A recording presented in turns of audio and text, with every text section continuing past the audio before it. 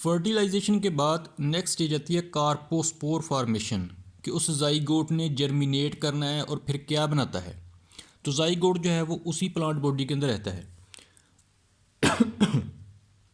Female body हमने देखी थी, ये कार्पोगोनियल फिलामेंट था, ये यहाँ पे उसके कवरिंग थी, यहाँ से उसके साइड से स्पोर्टिव सेल्स निकल रहे थे, उसके अंदर ये कार्पोगोनियम था, कार्पोगोनियम के अंदर ये फर्टिलाइजेशन के बाद ये अब जाइगोट कहलाएगा, ये ट्राइकोगाइनी है।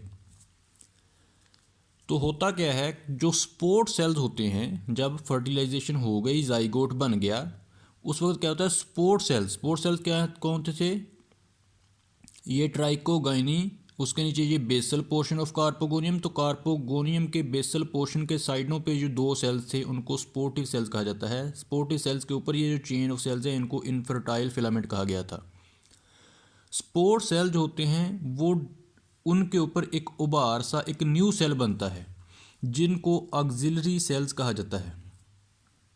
ये होते हैं एक्सिलरी सेल्स। ये पहले जो थे ब्लू लाइन में, ब्लू कलर में, ये हैं स्पोर्टिव सेल्स। फर्टिलाइजेशन के बाद इन स्पोर्टिव सेल्स के ऊपर एक और सेल बनता है, उस सेल को कहा जाता है ऑक्सिलरी सेल। एक इस तरफ बन गया, एक इस तरफ बन गया। ऑक्सिलरी सेल जो है वो मेक कनेक्शन विद कार्पोगोनियल वाल।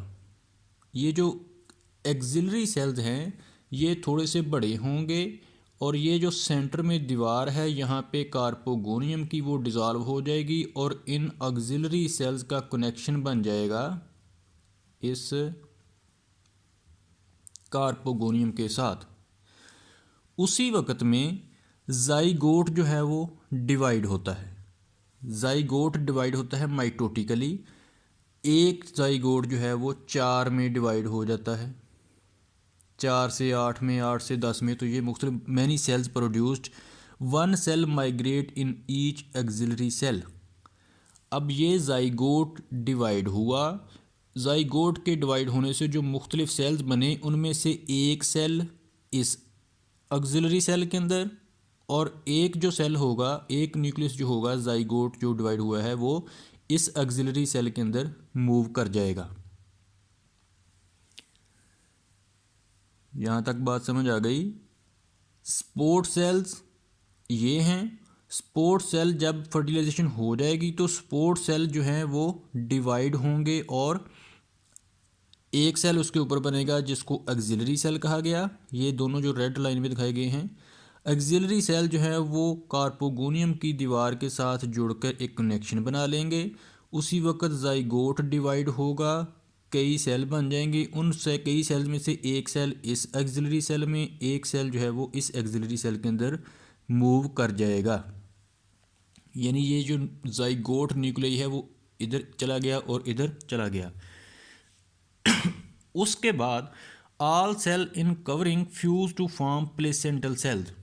जब ये काम हो गया तो उस वक़्त इस कवरिंग के अंदर ये sportive cells, infertile filament, auxiliary cells और ये कार्पोगोनियल स्ट्रक्चर, ये तमाम की तमाम चीज़ें आपस में फ्यूज़ हो जाती हैं।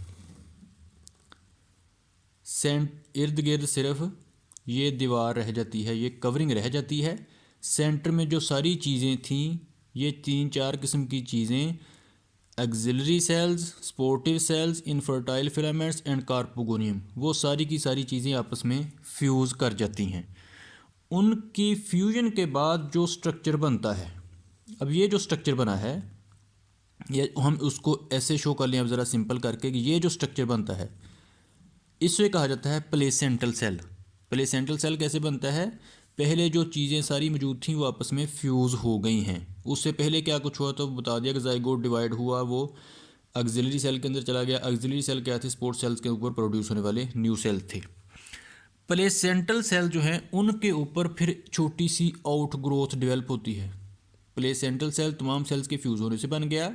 इस प्लेसेंटल सेल के ऊपर छोटे से उभार बनते हैं, मोस्टली 4 उभार बनते हैं। इन 4 उभारों को, ये 4 सेल्स को कहा जाता है गोनीमोब्लास्ट इनिशियल।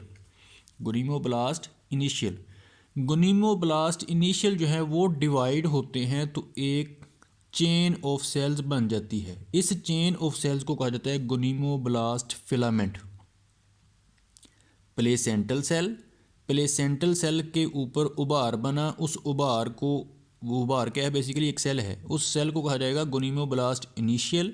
गोनीमोब्लास्ट इनिशियल डिवाइड हो के एक फिलामेंट चेन ऑफ सेल्स बनाएगा। इस चेन ऑफ सेल को कहा जाएगा गोनीमोब्लास्ट फिलामेंट। गोनीमोब्लास्ट फिलामेंट के ऊपर जो आखिरी सेल होगा वो इनलार्ज होगा, साइज में बड़ा हो जाएगा। उस बड़े सेल को कहा जाएगा कार्पोस्पोरेंजियम।